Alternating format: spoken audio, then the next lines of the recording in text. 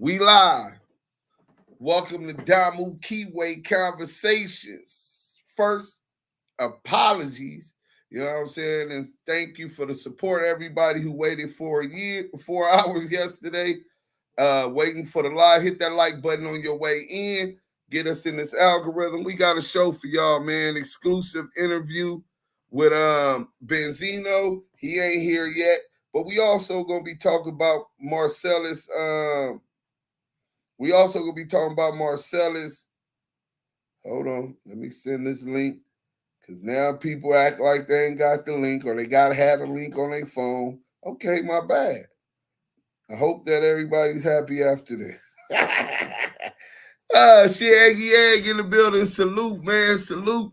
Hit that like button, man. Let's get some people up in here. I know y'all been waiting. We want to bring y'all great content, speaking on entertainment, social issues, and just how we going to continue to heal. You know, a lot of us never had the healing process, the opportunity to heal, because we caught up in everyday survival. You know what I'm saying? Not life, because a lot of us ain't living. So we going to get into this about the brother Marcellus Williams, who was executed in Missouri. We're going to talk a little bit about that. Uh-oh, we got a special guest. Who is this? Oh, man, that's... Damu Kiwe Conversations. That's Hey, man, look, is yours truly, man. The girl's drooling. I believe you. You know what I'm saying? I'm a firm believer that you be having the girls drooling, and they be having you drooling too. So it's a favor for a favor. You know what I'm saying? Salute to all. Never. Salute to all the people on Clubhouse, the loyal supporters already on there. Shout out my boy Tony Anderson, JG, Smokey. Shout out to my brother Bomani. What's up? My boy Baby Dig. Makita, she already in here immaculately. I'ma call y'all back. Henny Gang is in the building. Shout out to the whole team. Straight No Chase Media, the homie G-Mac. We got Lady Fino, Yael. Uh-oh. Henny Gang is in the building. That girl Henny is in the building. Thank you for popping up. I thought you'd be asleep. I told you to get your sleep, so don't blame me later because you never get sleep. All you do is work. You know what I'm saying? YouTube, active in the chat. We want active Chuck Taylors in the chat and Henny Glasses, my nigga. We gonna have a gangster conversation. Nah, for real, we gonna have a man conversation, man. We want to get into some things today. Waiting on Benzino, King Tyson, salute. Ed Odom, salute. Young Ron, aka Baby Dig, this Baby Dig I'm on, bro. All right, salute, bro. Music Media, he is certified rap. Do you got some paperwork, Music Media 626? Because over here on our side, we don't use that term lightly. We need to work, my nigga. So if you got to work, you can send the work. But we got to validate it. See, whenever we come public with something, you got to authenticate and validate it because your name is on the line. That's what CS2 Bag didn't ever do. You know what I'm saying? But y'all say, I put out the bad work. How I put the work out, I never brought it to the net. Let's get it, 004. Let's see what he going to say. Should be entertaining. Music Media 626. Where's the paperwork? Exactly. Welcome to Damu Kiwe Conversation. Please like and share. RDL, salute. Deuce M. Y'all in the chat. Y'all hit that MF like button. That's what RDL do. He regulates with the Blue Wrench Mob. Megan Davis, salute. The Smokey Show, salute. You know what I'm saying? I'm going to have to call y'all back. Hit that like button. Hit that like button, man. Papa Dirt, what up? I see you. Oh, he macking in the chat. Man, hey, y'all, maybe that's why y'all be forgetting to hit the like button on y'all way in. Y'all be having some love connections going on in the chat.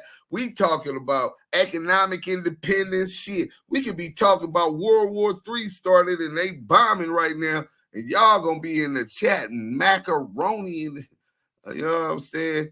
Players from the Himalayas. Damu Kiwe conversation. TRU, do Sim, salute, bro. Salute, salute. T Jackson, ain't seen you. I see them chucks. Hey guys, salute. You know what I'm saying? Deborah Edgerson, Makita, Exotic Soul. Hey Megan, hey Grip, Panda Man, salute. Sagittarius Jones, G-Mac, 2-in-1. Shout out to Damu and Kiwe conversations, the realest Bloods and Crips. Yeah, man, that's kind of like the story of our life right now. You know, all the YouTubers is on a protest to us. You know what I'm saying? You know, if they say, you got the juice now, you know what I'm saying? You gotta wear whatever body you got. So that body, we got it. Difference is, we gonna flame niggas that need to be flamed, but that's not even our intentions, man. We want to use this spotlight to talk about positive things and trying to heal, man. Because as I said, man, a lot of us never had the opportunity to heal. So through the traumatic, just growing up in the inner cities, you know what I'm saying? And that brings us to this dude, right? Marcellus Williams. Yael, are you familiar with the story of what happened with the brother, man? I'm not. I just heard that he was an innocent brother and that he was executed on the grounds of whatever the state had decided. Yeah, Missouri State. Man, Missouri State is one of the states that really had slavery, legalization of slavery back on the ballot. So when y'all say it don't matter, laws change, just like Roe v. Wade, right? I told Benzino when he was on Clubhouse, you can't trust 3-Finger Whack. Yeah, we're not even gonna talk to him about Wackoon 100. You know what I'm saying? Wackoon 100 is not content. You know what I'm saying? We made him content.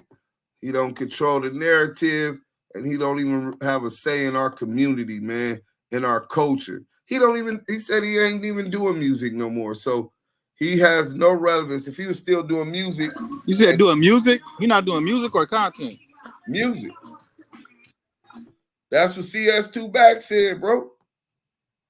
So he has no relevance in our culture. That was his way in. You know what I'm saying? So let me get into this content. Sherm Hefner, salute. Let's get into this content. Hit that like button on y'all way in, man. It's this is nasty work, man. We waiting on Benzino. While we waiting on him, let's get into this content. Oh, that's the short. No, we ain't getting into that one. Let's get into this one. Boom. Think this is it. Yeah. Welcome to Damu Conversation. Show y'all so y'all could all be familiar with what's going on, man. Kind of update y'all who been sleeping up under a rock. You know what I'm saying? Who don't catch the news. You know what I'm saying? Let's go. Efforts to prevent it. Death row inmate Marcellus Williams has been executed. Williams was convicted in the 1998 murder of Felicia Gale, a former Post-Dispatch reporter and social worker. But he has always maintained his innocence in this case. However, there have been many questions in this case, including a lack of DNA evidence, witness testimony, and racial bias. And it's all led to multiple attempts to vacate that death sentence to no avail, with the governor refusing to grant clemency. Now, even with Gale's own family calling for clemency for Williams, Fox 2's Jeff Bernthal was in Bonne Terre tonight, where Williams was executed. One witness to the execution said it did not appear that Williams showed any signs of struggling. The lethal injection administered at 1 minute after 6, Williams declared dead 9 minutes later. Marcellus Williams was executed for the 1998 murder of Felicia Gale. The acting director of corrections reading a statement from Missouri Governor Mike Parson approximately 25 minutes after Marcellus Williams was declared dead. We hope this gives finality to a case that has languished for decades, re-victimizing Miss Gale's family over and over again. Earlier in the day, a memorial in University City for Felicia Gale appeared to have fresh flowers. Gale was a social worker and worked as a reporter for the St. Louis Post-Dispatch. Investigators said she was stabbed more than 40 times by Williams because Gale interrupted him in her own home as Williams was committing a burglary. Multiple efforts to spare Williams' life unfolded after questions about his conviction surfaced. Appeals to multiple courts and a plea to Missouri's governor for clemency were denied. No juror nor judge has ever found Williams' innocence claim to be credible. 2 decades of judicial proceedings and more than 15 judicial hearings upheld his guilty conviction. Williams wrote this final statement: "All praise be to Allah in every situation." Corrections officials said his son was among those witnessing the execution. No one from the victim's family attended. We've reported Gail's family has expressed opposition to the death penalty. And the victim's family did not release a statement following Tuesday's execution. Reporting from Bonne Terre, Jeff Bernthal, Fox 2 News. St. Louis County Prosecuting Attorney Wesley Bell released a statement tonight condemning the execution, saying if there is even the shadow of a doubt of innocence, the death penalty should never be an option. This outcome did not serve the interest of justice. Well, all across the state, including in downtown St. Louis, supporters of Marcellus Williams and those against the death penalty gathered, hoping for a last-minute chance to halt the execution. Fox 2's Caroline Petty has been downtown all day long and was with those supporters when Williams was executed tonight. Caroline? Mandy, over 1.5 million people believed Marcellus Williams was innocent, but the Missouri court system could not be convinced. After 24 years of fighting for his innocence, Marcellus Williams, as we know, was executed tonight by lethal injection. A large crowd gathered in St. Louis this afternoon to show their solidarity outside of Carnahan Court Building, one of 5 groups around the state that participated in peaceful execution watches for this case that sparked international debate. I don't want to live in a society where killing seems to be the response to when people do bad things. The U.S. Supreme Court rejected a final appeal filed late Monday night, despite objections from 3 justices, making this Governor Parsons' 11th execution during his term, as he and the courts denied to intervene, stating, "Nothing from the real facts of this case have led me to believe in Mr. Williams' innocence." I went to an evidentiary hearing, and it seemed for like a split moment there would be some type of joy and hope, but it was not the case. Advocates held out for hope up until 6 p.m. when the sound of downtown church bells chiming broke the silence.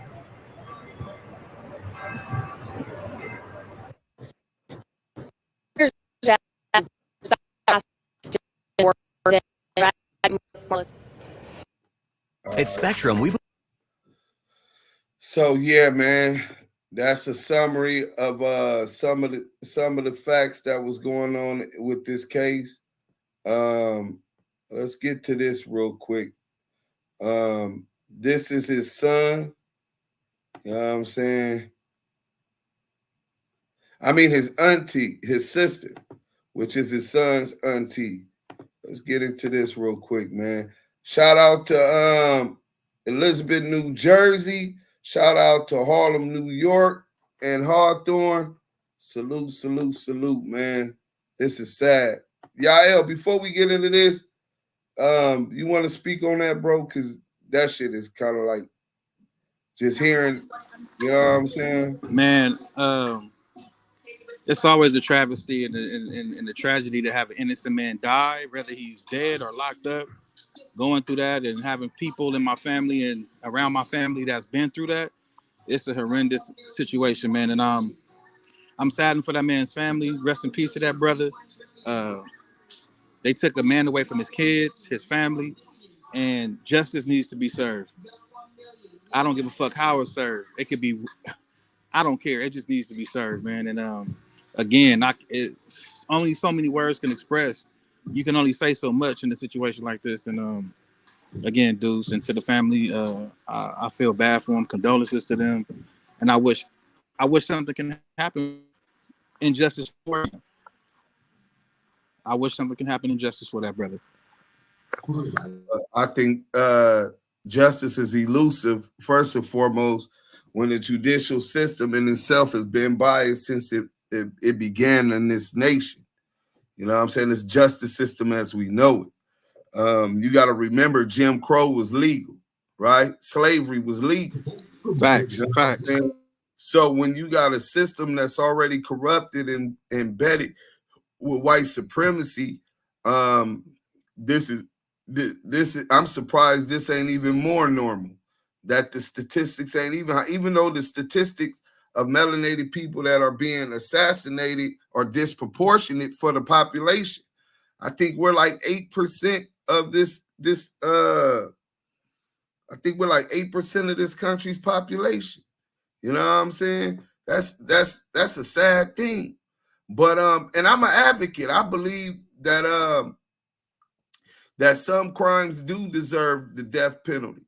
You know what I'm saying? I think about the little mountaineer boy that walked up in the church and unalived all of those melanated people. Like that he walked right past the police, and they ended up getting him, and he got a chopstick. To the dude that unalived the blacks, the melanated elder sister, could have been somebody's auntie or grandmother in Buffalo. Like, these is instances where the death penalty definitely should be applied. But then it comes to the question, well, how do you embed the government? I mean, embed the government with that power when they already demonstrated that the judicial system has attacked us since its inception. We hear the slave catchers, the police that we know today all started from the slave catchers, which was all citizens of this country and subjects to this country had an obligation to serve as slave catchers, and even if they were against slavery, or they'll get a fine or locked up, whatever the penalty may be. You know what I'm saying? That's how law enforcement started. You get overzealous prosecutions regularly. I've been in that type of situation. Then you get dirty cops that plant work on people, plant drugs on people.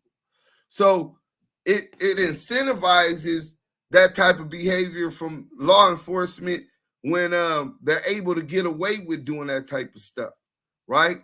Unaliving. Y'all remember the Rampart scandal in LA? Y'all already smoked CS2 back. It's nice to see we getting back to the reason that I started paying attention to Deuce M back when they used to wear the jerseys on Clubhouse, the betterment of us. Hey, salute, Kingdom. I'm glad that you're very observative, because that's what it's about. You know what I'm saying? It's about us. It ain't about them. We will be running Ray J RICO paperwork with CS2 back. We got to conclude and the new as we're very invested into that already. But other than that, he's of no relevance to our community. So we'll dust him off with that. He already been dusted off. But back to what we were saying, I want y'all to hear Marcellus Williams' sister. The sister is deep. Man, let me tell y'all sister something, man. And I had to talk all my life with different men. Melanated sisters, queens, Mother Earth is within y'all. You know what I'm saying? That element. Y'all in tune with it, with your intuitions, your sense. But y'all got the tongue when y'all come up and grow up that can slice and break a man's spirit. You know what I'm saying? That makes somebody feel this small. And this sister finna show you exactly that talent. And I'm glad she utilized that tool and spoke so eloquently. So let's get into this. This is Marcellus Williams' sister. And let's go into this. How can we push play? All right, boom. With the black community. Why she didn't do. Good morning. I am actually speaking to you from the state of Missouri, the state that murdered my brother, Marcellus Williams. And here's the first thing I'm going to address. I am a little tired of seeing black TikTokers get online and spreading misinformation. You are doing the work of the white supremacists. That's what you're doing. And it is amazing that most of the people who are getting up with misinformation also seem to have Trump 2020, 2024 in their hashtags. Let me tell you something. First of all, if you have Trump 2024 in your hashtags, please do not lecture us about Black Lives Matter, because like my governor who helped murder Marcellus Williams, he did pretty much like Trump signed the death certificate of, I don't know if you remember, 5 young black men called the Central Park 5, even after they were found innocent. About this. if Kamala really fucked with the black community, why she didn't do? Good One morning. more time. I am Y'all need to actually hear that speaking to you again. from the state of Missouri, the state that murdered my brother Marcellus Williams. And here's the first thing I'm going to address. I am a little tired of seeing black TikTokers get online and spreading misinformation. You are doing the work of the white supremacists. That's what you're doing. And it is amazing that most of the people who are getting up with misinformation also seem to have Trump 2020, 2024 in their hashtags. Let me tell you something. First of all, if you have Trump 2024 in your hashtags, please do not lecture us about Black Lives Matter. Because like my governor who helped murder Marcellus Williams, he did pretty much like Trump signed the death certificate of, I don't know if you remember, 5 young black men called the Central Park 5, even after they were found innocent.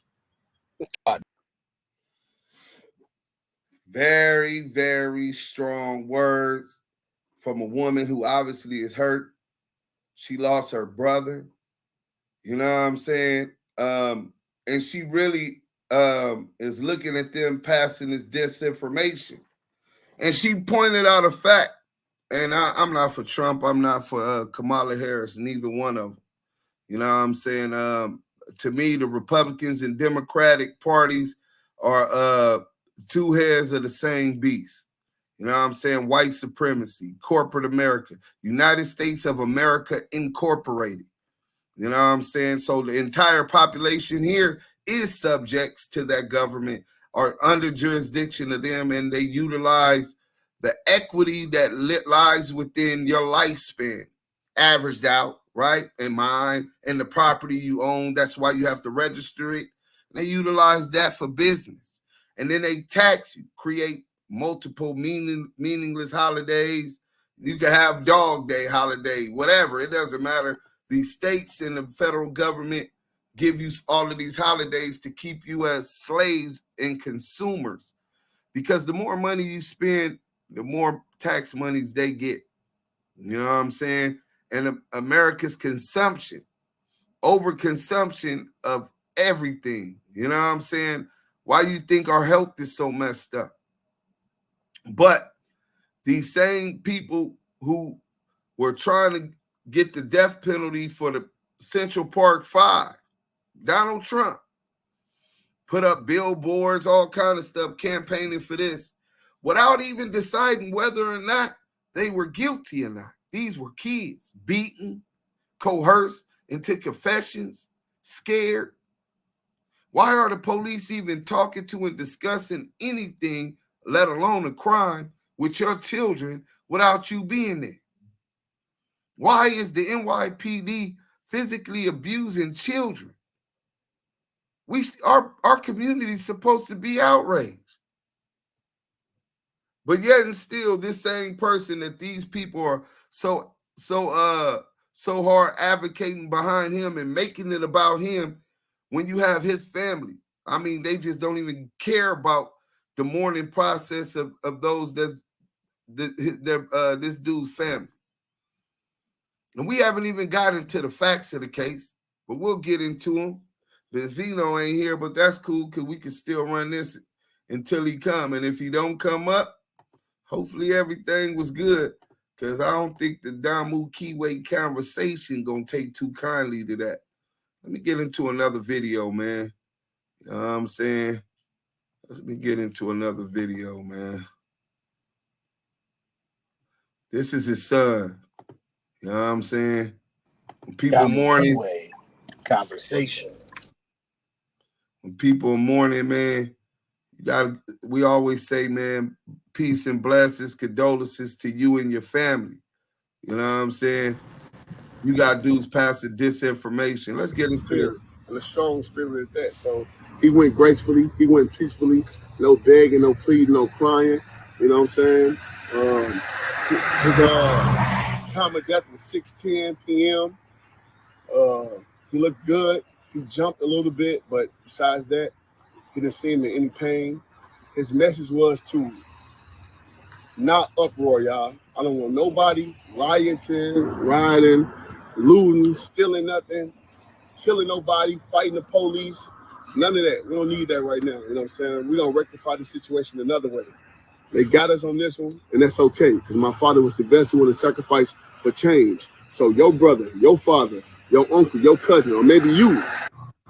Number one thing. Let's hear that again. You know, my father was a very intelligent man, very beautiful man. He had a connected spirit. Anybody who know about that, I know what I'm talking about. He had a very well-connected spirit and a strong spirit at that. So he went gracefully, he went peacefully, no begging, no pleading, no crying. You know what I'm saying? His time of death was 6:10 p.m. He looked good. He jumped a little bit, but besides that, he didn't seem in any pain. His message was to not uproar, y'all. I don't want nobody rioting, looting, stealing nothing, killing nobody, fighting the police. None of that. We don't need that right now. You know what I'm saying? We don't rectify the situation another way. They got us on this one, and that's okay, because my father was the best one to sacrifice for change. So your brother, your father, your uncle, your cousin, or maybe you. So that was his son. I'll let Yael build on that first, man. Like I said, condolences to that brother. I know everybody deals with death and injustice differently. I do. I totally understand, right? But what I'm not going to agree with, and he can, he's 100% fine in how he stands on his disposition with the system and what he feel was an unrighteous decision. If his family don't want to riot and don't want to loot and don't want to, challenge the police, that's great. But this is my issue with the situation with that. Every time one of ours is murdered, because the man wasn't just killed. He wasn't killed. Killing and murder is two different things. That man was murdered. He was an innocent man at that, and he was murdered. So when murder happens to our people, to the melanated brothers and sisters, and your counter argument is, don't do nothing to the oppressors, don't do nothing to the system, because the system is fucked up already. So you going out there trying to stand for what's right, that ain't gonna work. So if you don't want people to do that, then what needs to be done? We've marched, we've begged, we've voted, we've did everything in our natural understanding to do, civilized understanding to do. Been doing it since Martin Luther King's dream. That was his dream, to hold hands and be peaceful and walk together with the oppressor. That ain't my fucking dream. And they unalived him. And they murdered him. So the fact that this brother, his son, speaks on that note for that's fine, brother. But if I'm taken unjustly, you better do something to the motherfuckers who took me unjustly. Because guess what? Even in biblical text, the unrighteous shall not be treated, and the unrighteous shall not go unrighteously. That means if you go out here and murder an innocent man, you need the same motherfucking treatment.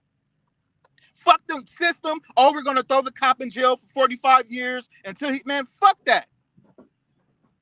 That's the problem. We've been that was our weakness into infiltration. We too fucking nice. We want to kumbaya with every motherfucking body, but everybody don't want to kumbaya with us. When is niggas going to wake up and understand walking peacefully and holding fucking hands with the justice system? That ain't been working for you. It ain't worked for no nigga. For no nigga. So for niggas to sit here and listen and be like, oh yeah, man, that brother, guess what? Like I said, you right to protest how you been protesting. But you'll be called crazy to keep doing something that hasn't worked yet. It's not gonna work, man. I'ma be the one to say it on the platform today. Kumbaya with these motherfuckers, asking to hold hands and forgiving them and turning the other cheek is not gonna work, bro. Sis. Melanated children, melanated fathers, brothers, sisters, mothers, aunties, grandpas, the church, the synagogue. It ain't been working. So what the fuck are we going to do now? But they say niggas moving silent, right? You don't got to say what you going to do. And I'm not promoting for no man to do anything. Do what's in your heart. But look at what's been going on. That shit, that fucking walking up to fucking Capitol Hill, asking for a bill and you still get killed? Come on, my nigga. This shit ain't real. Damu fucking Kiwe conversations, bro. Hey, This is the shit.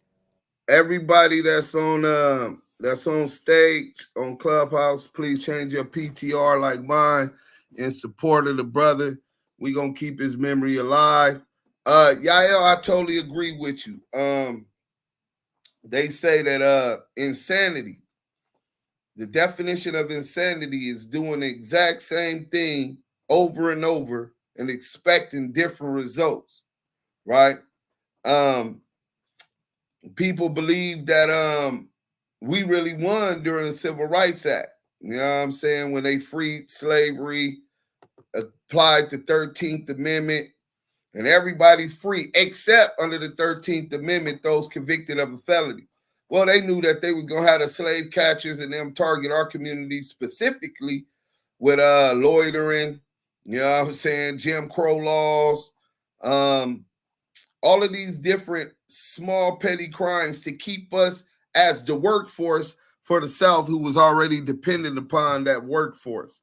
It was another way to keep us enslaved. That turned into the prison industrial complex, right? $1 billion industry that a lot of the companies that we utilize in our everyday life, a lot of the corporations that we purchase their goods from are highly invested into it, right? PIA, Netflix, et cetera, et cetera. But I learned through my experience in studying resistance, right, across the world. But let's talk about just in the Americas. Shout out to Hezbollah in Lebanon. They call them terrorists, but they protect their people. They take care of their people. And I'm quite sure that Christian people in Lebanon have called United States the terrorists, have called Israel the terrorists. In the 2000, I think it was 3 or 5, Hezbollah versus Israel war. Hezbollah overstood that and won. See, they organized, they're unified. A Muslim front, primarily Shiite Muslim. They have their military wing. When these type of things happen, any acts of aggression or oppression, they stand up for it. What happened to the Damus and Kiwes? Ain't that what y'all supposed to do? Shout out to Chi-Town, the Moes, the folks, the peoples, the Latin kings. We lost our way. We forgot who our enemy was. We so caught up in fighting each other, right? They have their financial and political wing. They have representation in I think it's not called Congress over there, but what is essentially Congress over here in the United States. They have Hezbollah political wing has representation on there for their interests. Lebanon isn't an all Muslim country, right? But they make up 1/3 of the House of Representatives or Congress over there in Lebanon.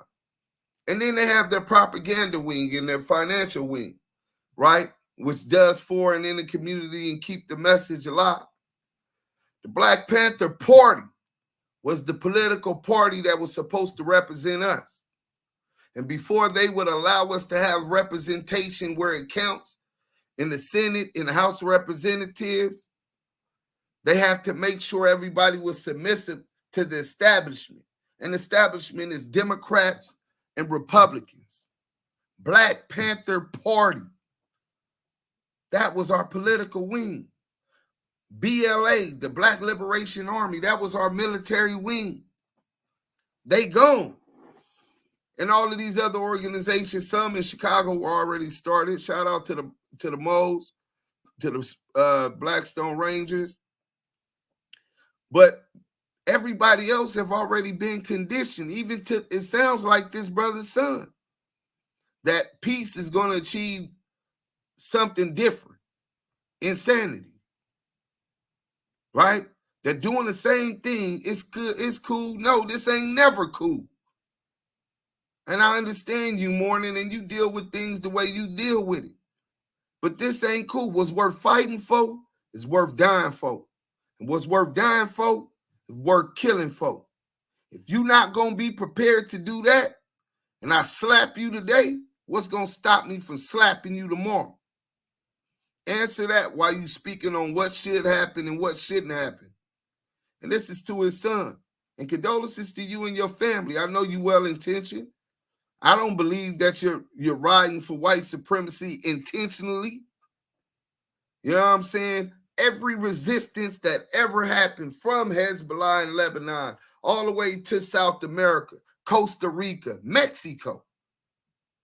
You know what I'm saying? Gaspar Yanga and the Maroons and indigenous natives to what's called Mexico today defeated the Spaniards. You think they did that by being peaceful and subservient?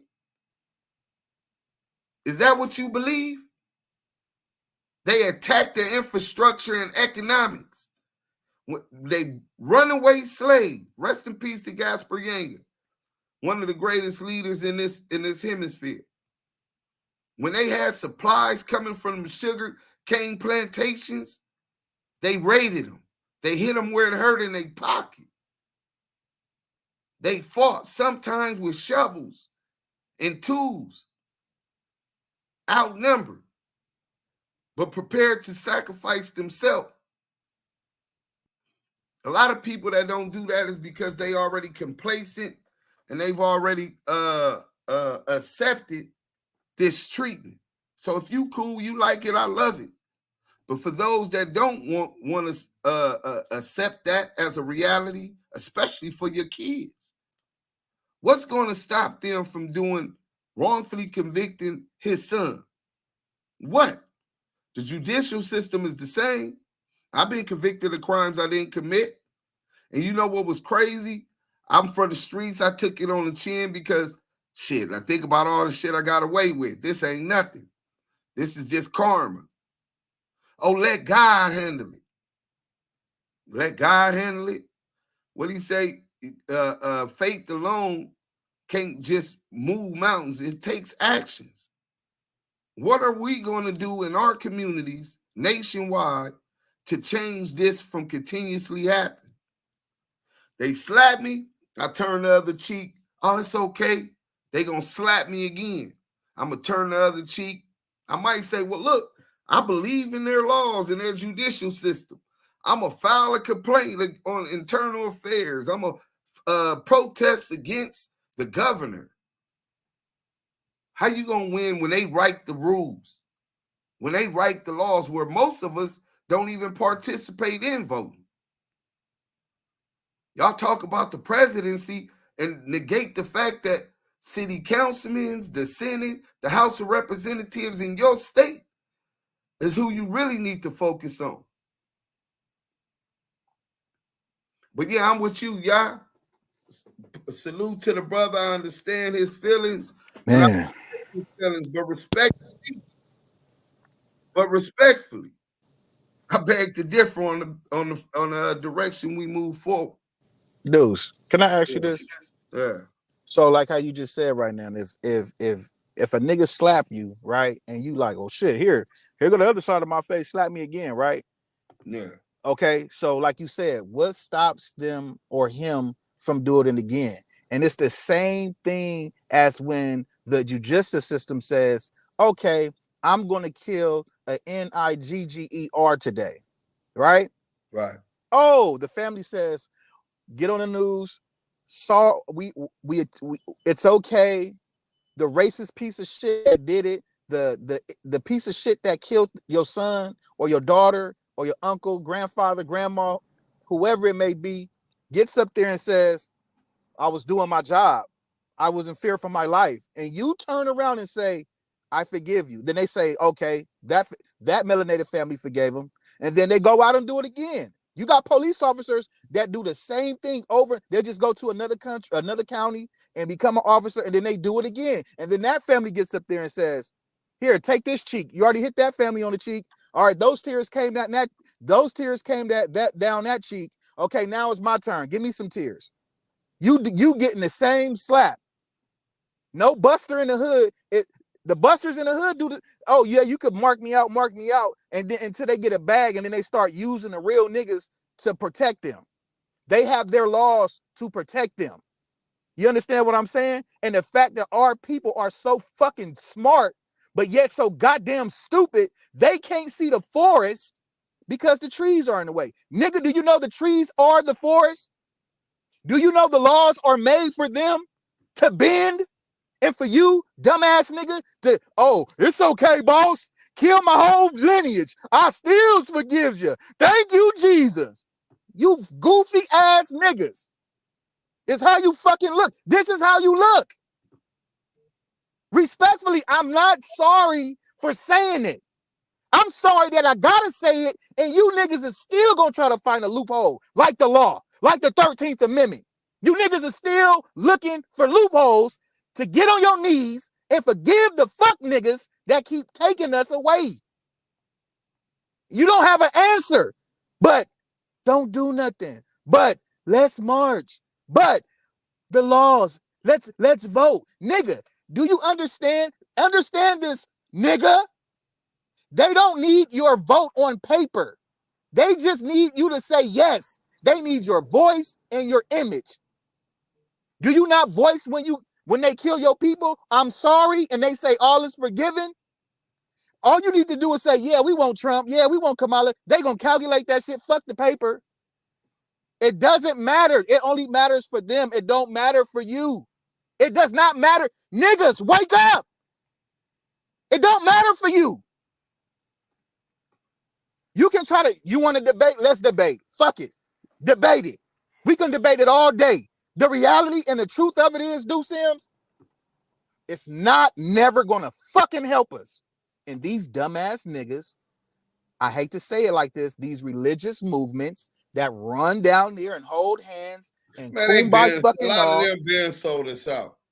Niggas is the Al Sharptons, the Reggie Jacksons, sad to say, the Martin Luther King dream syndrome.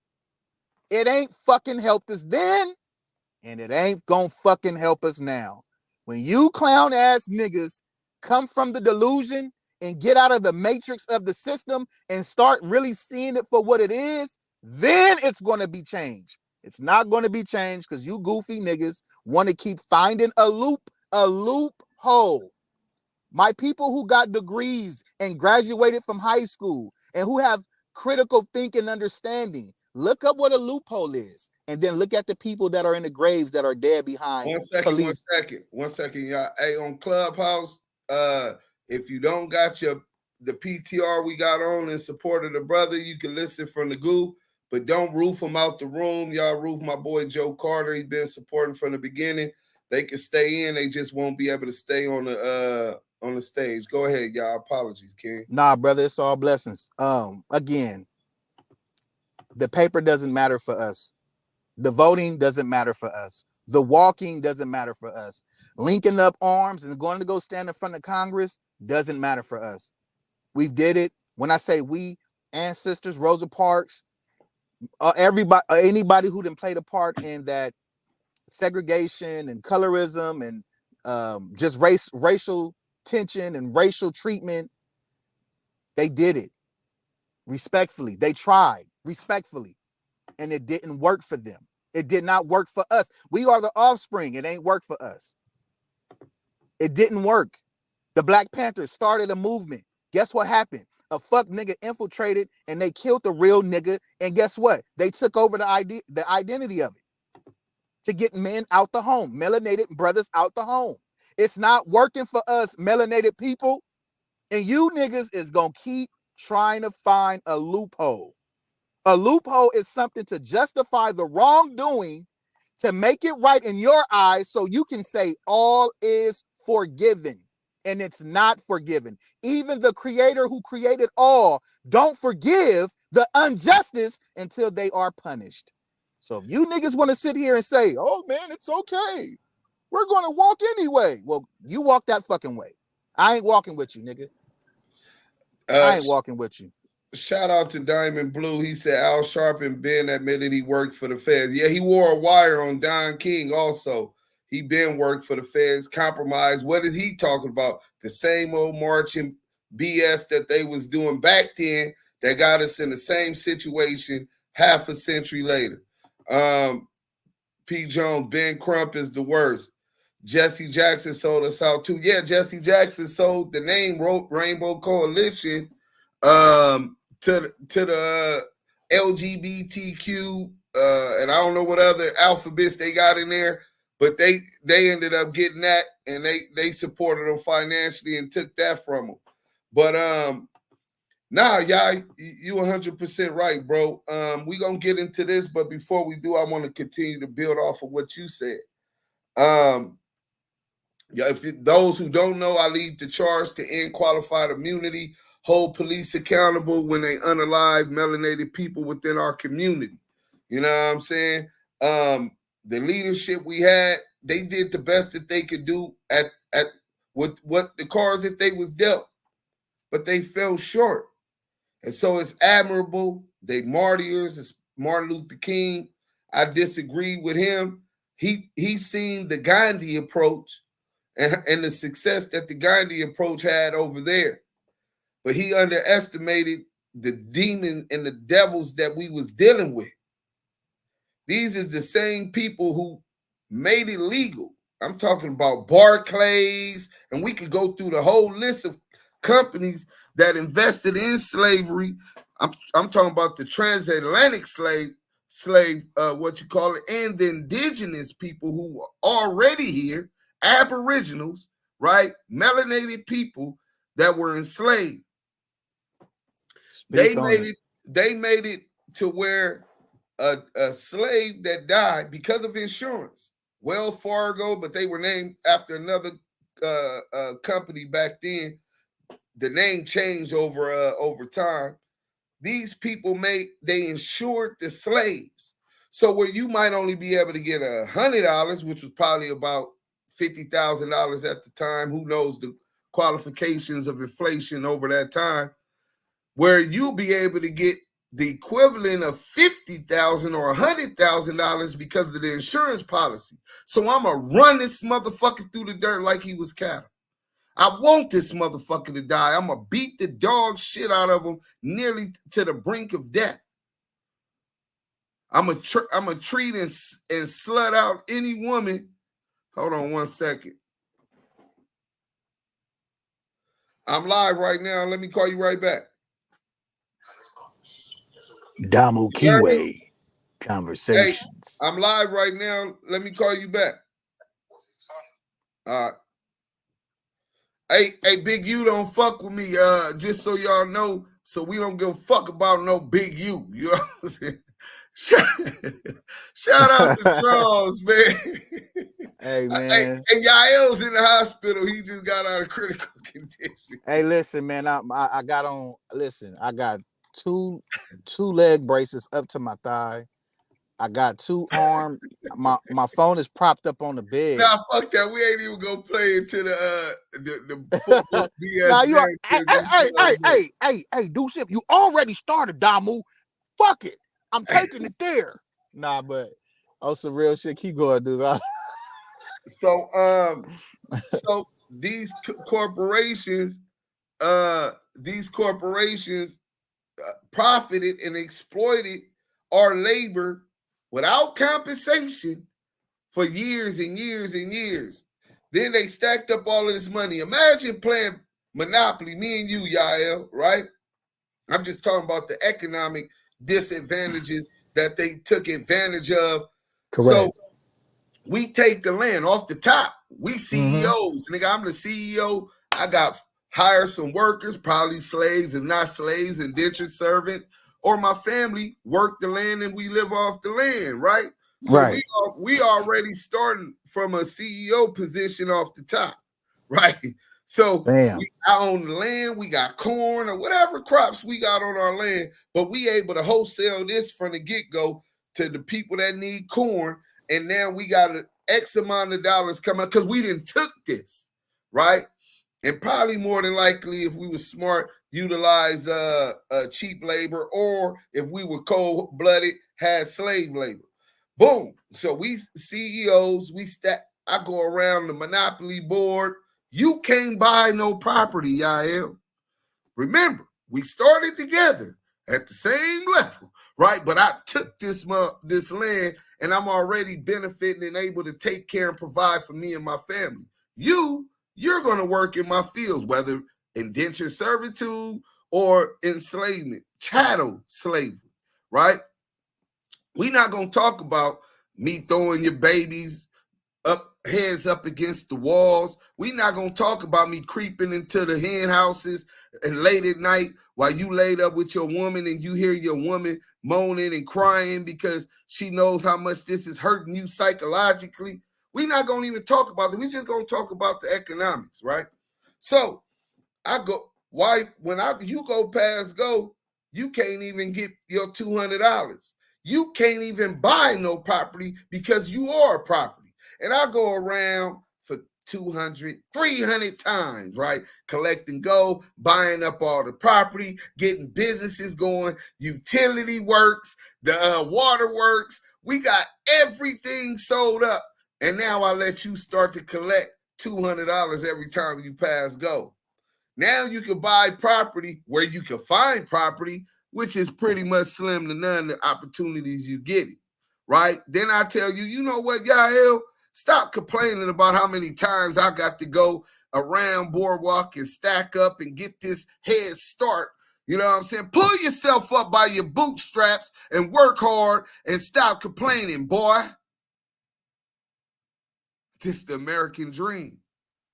And you might get a Jay-Z that comes up out of that situation, or Diddy who will sell his soul, right? Understanding the wrongs that he's doing. Can you hear me, Deuce? Yeah, I can hear you. Okay, just want to make sure my phone was okay. Make sure. Or you get a Diddy or Oprah, right? I don't know if Oprah sold herself, but I'm sure Diddy did. Diddy knew damn well what he got in bed with, both figuratively and literally. You know what I'm saying? But for the riches for himself, he went along with it, played their game, and now it appears that he might be getting burnt up for what he did, what he got away with, and things that he didn't do. Man. And that's just me looking at from the beginning. So economically, we already at a disadvantage point. This American dream that's so great. All these Trump 2024 or Kamala Harris 2024. And Kamala is not, she is not what we is. And what is black? While we talking about, oh, she ain't black. Black is mentally dead. That's a color. Come on now. You know what I'm saying? Color and race was a social construct. Come on now. We are melanated, angelic, supreme beings. Speak on it. That's what we are. And then when you get to the opposite end of that spectrum, you have albinos, which overmating over years and years and years get what you call the Caucasian race, right? But race, we're all still from the same thing. They're different. Like you got pit bulls and then you got mutts. You understand what I'm saying? Come on now. I'm part mutt, so I'm not, tearing down anybody who's mixed. You know what I'm saying? Sometimes it wasn't by our choice. You understand? Facts. I hope y'all don't miss that point. Facts. Speak on it. If you slap me today and I turn the other cheek, you ain't got nothing gonna stop you tomorrow. But if you slap me today and I pick up this damn light or this pole and I bust your shit to the white meat, you gonna think twice tomorrow before you slap me across my motherfucking cheek. So where is y'all pole at? You understand what I'm saying? I've never seen a war won from a defensive position. You might be able to hold the fort down, but with the artillery that they got and the technology they got, that's slim to none. So what are we going to do? Who's going to stand up for their people? Who's going to fight for their nephews, their nieces, their sons? They took a son from that man, and he said it's okay because his dad wasn't scared when they took his life. I commend that brother for his fear. Like he fear no man save a lie. Fear no man save the Most High. Salute to that brother for that. But that doesn't justify a wrongful execution of a man's life. If they don't value your life, the government doesn't value the life of our people, it's up to us to value it, to be ready to stand and fight for life. Deuce, we have a super chat. I'm sorry, go ahead, brother. I was just letting you know we have a super chat. That super chat can wait this time. I'm just getting warmed up. Unless y'all don't think, y'all believe that we is niggas, short for nickel. My grandfather told me one of the reasons they used to call us niggers because we weren't worth a nickel. My grandfather was born in Newberry, South Carolina. He ended up serving for this country as an engineer in World War II. And even him, up under the patriotic facade that is instilled into our people, even at the youngest age, the first teachers at school, please stand at the beginning of the class, put your right hand over your heart and pledge allegiance to the motherfuckers that raped your mama, ancestors, female ancestors in front of you, that beat your forefathers, some of them to death, but broke them, the strong ones who felt that they need to stand up and still had man in them. They wanted to demasculate the strongest ones, the powerful ones. But you're supposed to pledge to this great nation. You're supposed to support these people because this is a great nation. A great nation for who? The anomalies that make it through the cracks. And salute to all of those that didn't sell their soul, that found the way to make it. Hey, Brother Talmud, please put on this PTR. And because they're going to kick you off. Matter of fact, text my phone. I'm finna send you the link. We need you up here with us today on this one. Because I know you got a lot to add to this conversation. Hold on. Just text my phone, King.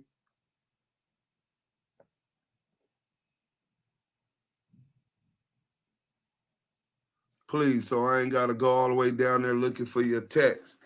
And I'm quite sure y'all ain't gonna regret this one. I hope. All right, I'm finna send you the PTR, but hit that link right there, Brother Talmud, and change your PTR and hit that link so you could build in on this. Brother Talmud, the commander. Salute, Black Seed. You can screenshot it. Screenshot my PTR. So this brother who's mourning is being conditioned. Don't go start no uprising in the fields, nigga. Boy, probably from his parents or his grandparents or both. Because that's how we've been conditioned to think, to accept that. Man, fuck that. That's not cool. I'm not accepting that. And whenever an injustice is allowed to continue to exist, nigga, it's an injustice to all. Where justice doesn't prevail, it's an injustice to all. And I'm acting like y'all say Malcolm, and these are the things that they taught back then. They said Martin Luther King, before he was unalived by covert plots from this government, right?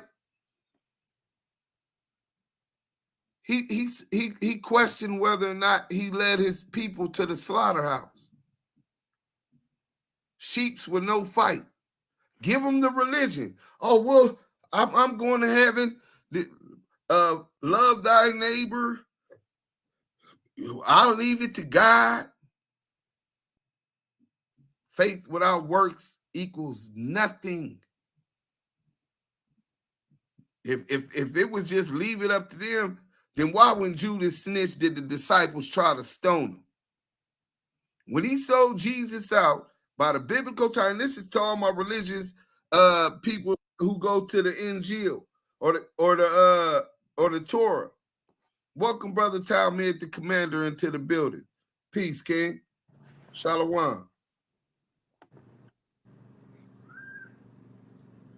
We can't hear you. You muted back up. Take the mute off. Well, while he getting that done, you conditioned to accept that. The fight's been taken out of you. The nigga done beat you so bad that the fight's been taken out of you. Imagine that. That this is a normal occurrence. Oh, it's good. Oh, it's cool. No, it's not, nigga. Is that what you gonna teach your son? When the fuck you bitch ass niggas that want to unalive each other at an alarming rate, about 3%, you know, you do have what they call murder by proximity, right? Where about 91% of melanated people, our people, are unalive by people that look like us. But when you go to the statistics and people that look like this, 87% of people unalive are unalive by people that look like this. 4% difference. We still got work to do because we want to be at the bottom of them metrics, but not too far off. But they talk about black on black crime, right? Y'all want to unalive each other at a more disproportionate rate than these others by a couple percent. Look at the Asians. It's the same thing. Unaliving by proximity. Crime by proximity. Obviously, if you're surrounded by a bunch of Asians, chances is, and your Asian chances is, if violence occurs, it's going to happen amongst your people because those are the community that you deal with every day. You see at the store, the people that you see at the car wash, right? When you're going low riding down Crenshaw, these are the people that we're seeing, people that look like us, Latinos and melanated people. So, of course, those statistics are crimes by proximity. When you niggas gonna grow a pair, though, and take a stance for once? When? You niggas is too pussy. Y'all be quick to get on Deuce Sims. I'm a kid. I get all kind of for the last 3 years, all kind of threats and all of that shit. Bro, you really don't want to see me in person, especially if you coming with that energy. You know what I'm saying? It will not be a good day for me or nobody else. You know what I'm saying? But what I'm saying is this, y'all be quick to threaten each other, to act out on violence with each other. But as soon as it comes time to stand up for that woman, why you think your woman don't respect you, nigga? Protect her. Protect her of your family, your kids. You think that his wife is looking at him and saying, well, damn, what if that was our son? He just saying that's cool? He ain't going to stand up and fight for his seed, his black seed, or melanated seed? She might love him. She might have to make it work. He might be a great provider. But subconsciously in her mind, she looking at that nigga and said, damn, that nigga's a pussy. What if they did her like that? And I'm looking at the nigga like that. And I'm not saying go do nothing rational, but we need to have, men are supposed to be strategic. Men are supposed to be cerebral, not just acting out off the emotions. What we need to put in place is exercising our Second Amendment right to carry pistols. Not just the men, our sisters. We need to get our sisters into these gun ranges to be able to help protect their family. We have to protect ourselves. This government ain't going to do it. In fact, they're going to be the main one to attack this for trying to stand on our right. The Black Panthers have a legendary picture at the Capitol in Sacramento, California, with their shotguns and bearing arms. It was just so, they got guns and that's the Second Amendment right? This is something that we were supposed. So why is it such a big thing that they went and took a stand of, demonstrated a stand of position and strength, a statement that they're prepared to stand for theirs? They just underestimated their enemy. You know what I'm saying? These were a bunch of kids with new blood who understood the job and what needed to be done. Talmud, go out there, let me kick you out, and then come back in, and then hopefully you'll be able to hear me. Let me see.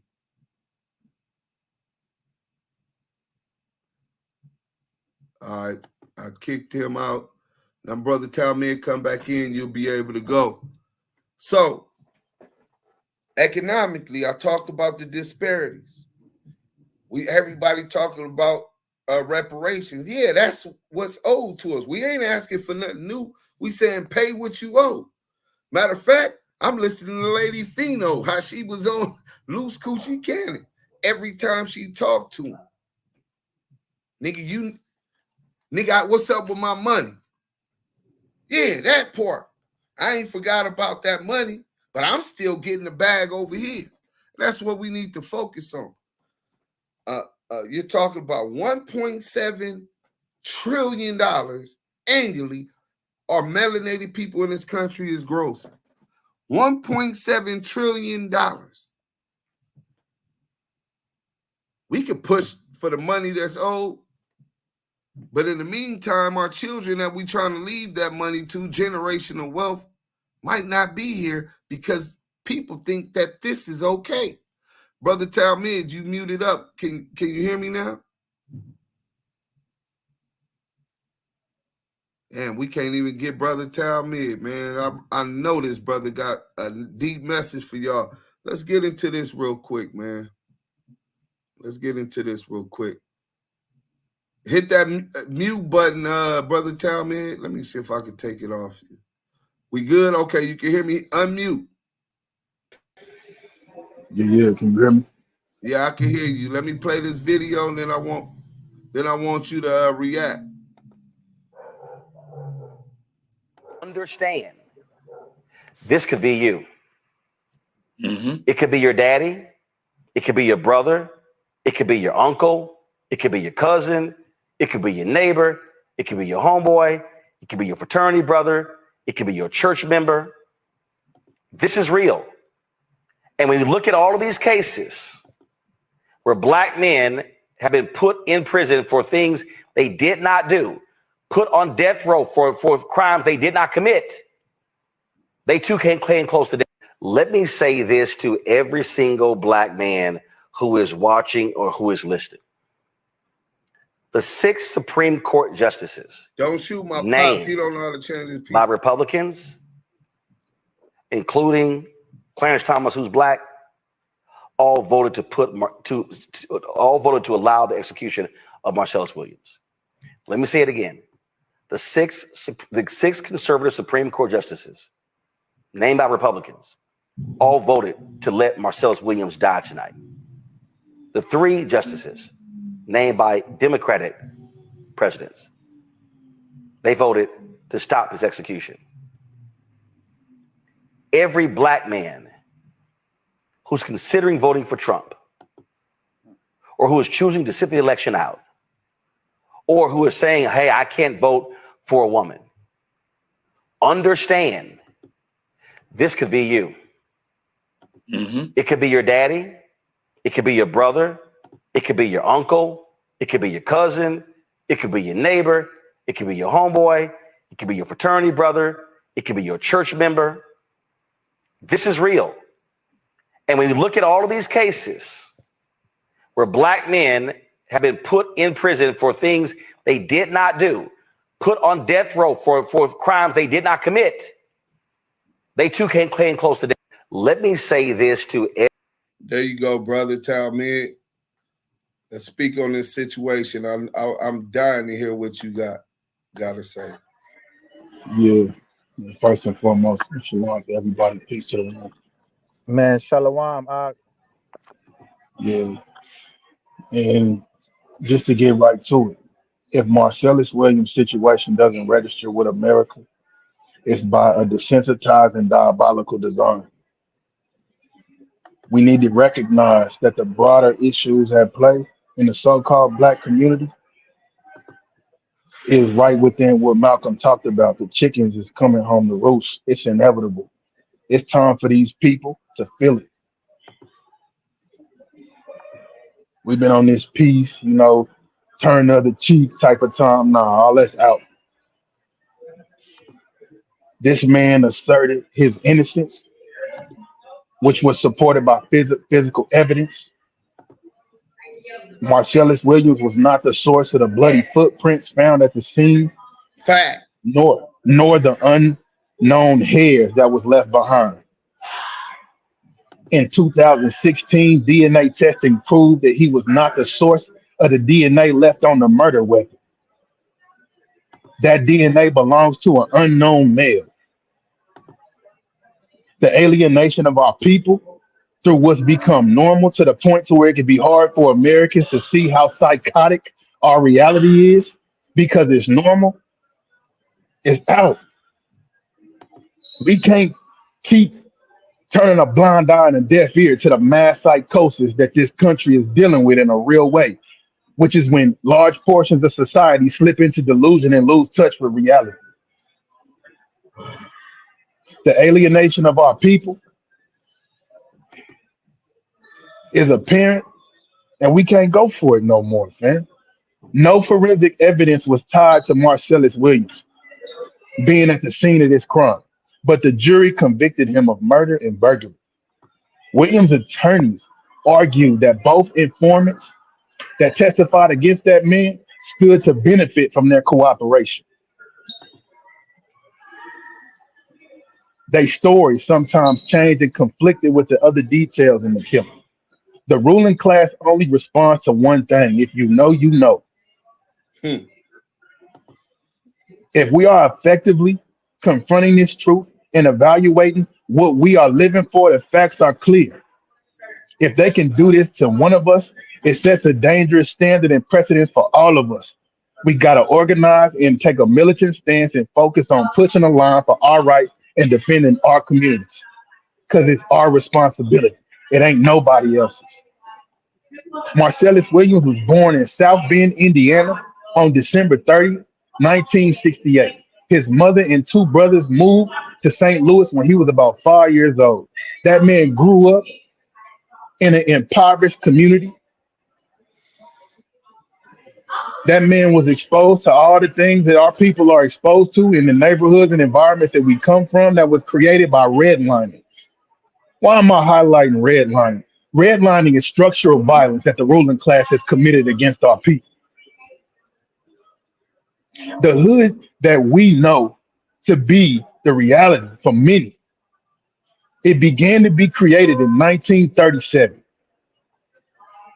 Redlining produced real life Hunger Game type environments that our people were born in and that our people came from.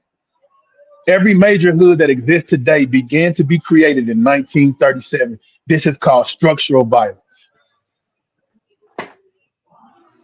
Structural drivers of violence, when you talk about historical violence against us, when you talk about the fear of violence that our people been dealing with for 404 years now. Structural violence, when you talk about a lack of community safety, this is structural violence. A lack of safety leads to long-term health consequences, injuries, disability, death, mental health problems, barriers when it comes to healthy eating and active living childhoods. See, this contributes to long-term health disparities and mental health issues and increased vulnerability to violence because of a lack of nutrition that's important to the development of our young. I'm gonna throw this in there. When you talk about the hood that young brother, that elder came from, and that young man came from, how many know lead poisoning is a major aspect of the neighborhoods that we come from? Now let me break that down. Lead poisoning damages the prefrontal cortex, which is the part of the brain that's responsible for regulating emotions, decision making, impulse control, leading to poor impulse response and heightened aggression. and increasing the likelihood of violent or antisocial behavior. Lead poisoning contributes to oxidative stress that inflames the brain and affects parts of the brain that regulates emotion and behavior, impair cognitive function, and can reduce our ability to navigate our emotions. This is lead poisoning that these people have used when you talk about the communities that we came from, that no environments, no communities, no people dealing with but us. Let me know when you want me to land, bro, because I got more. Man, listen, bro, cook. See? Hormonal disruption coming from lead poisoning can interfere with the endocrine system that has to do with the regulation of our hormones. Lead poisoning can throw off testosterone levels, which can be linked toward aggression, leading to an overt aggression. Studies show children exposed to high levels of lead tend to show more aggressive behavior and have a high likelihood of engaging in violent activities later on in life. How about the fact that red line communities throughout history have a high exposure to lead due to outdated building materials, contaminated faucet water through the piping, poor housing conditions that leading to cognitive impairment, aggression, and long-term health issues in the Black community. Lead poisoning hotspots. See, all of this research I'm talking about was done in 2016. These people know what they've done. Environmental racism is what we're talking about. Young Black children suffering the brunt of environmental racism as far as their ability to a degree to regulate their emotions being impaired, their ability to make sound decisions being impaired. And when you put lead into a gun, you load a weapon. But when you put lead into people, you turn them into a weapon. This is structural violence. See, there's a reason for higher rates of firearm injury and things of that nature in redlined environments. And this is coming from scholars like Ben. This research comes from 2020, or scholars like Post, and this research comes from 2021. These scholars know these things about our communities, which means the people that set these things in motion know these things. But how many of us in the hood know throughout this country, disproportionately, we've been affected by things like lead poisoning? Beyond that, how many people know that lead poisoning does these things to young people? How many people know what lead poisoning does to the mind? You mean to tell me our people are being railroaded and being poisoned and we don't know it? When we understand the issues behind Marcellus Williams' case and the broader struggle in the Black community, Marcellus Williams' case is not isolated, but it's a part of a larger narrative that has been woven into the fabric of the Black seed experience in this country. Understand how systemic neglect and alienation has been normalized to the point to where Black pain has become invisible to broader conversations. This conversation that we diving into right now, when you talk about systemic redlining, environmental injustices, economic disparities, and the criminalization of our people intersect with which has shaped our reality. If America can't see how deeply ingrained the system is, it's time for them to reevaluate what they living for. Because I'm telling you, fam, it's over with. It's out. All of this going along with whatever it is that them people have put in motion is over, fam. We're not going for it no more, bro. When you talk about the historical context of things like redline, to break down the discriminatory policies as to how redlining began the process of disenfranchising Black communities. Redlining wasn't just about denying mortgages. It set up entire communities to fail by cutting off access to resources, leaving them vulnerable to environmental, social, and economic degradation. Connect this to Marcellus Williams. When you talk about criminal cases like his, they are symptomatic of a larger system that has long viewed Black lives as expendable. Historical roots of redlining have led to the creation of neighborhoods where crime and poverty were more likely to flourish due to systemic deprivation. Redlining created a real-life Hunger Game type environment. I repeat, where we are fighting to survive in an environment created to destroy us. When you talk about structural drivers of violence and mental health crisis in red line communities, violence and the fear of violence, all they had to do was enact violence against so-called Black communities and disenfranchised communities, leading to violence being normalized amongst us. And it's not random. This is a product of concentrated disadvantage and systemic neglect. Living in areas where food insecurity is a problem, poor housing is a problem, and a lack of financial stability increases the probability of the involvement of exposure to violence. And this research was done by Beardsley in 2019. Now, we know these things. I'm just shouting out these scholars or speaking to these scholars because I'm highlighting the fact that these people know what they are doing. They know what they created beginning in 1937. They know what they intended to produce in the environments that we come from. When you talk about the mental health effects, chronic exposure to violence and stress leads to long-term mental health issues, making it difficult to develop healthy coping mechanisms. Communities are not just struggling financially. We're under psychological siege, family. This is mental war. This is mind war that them people been waging against our people for 404 years. This creates a perfect storm where children grow up without the mental tools needed to express themselves, leading to frustration, aggression, and violence. Connection to Marcellus Williams.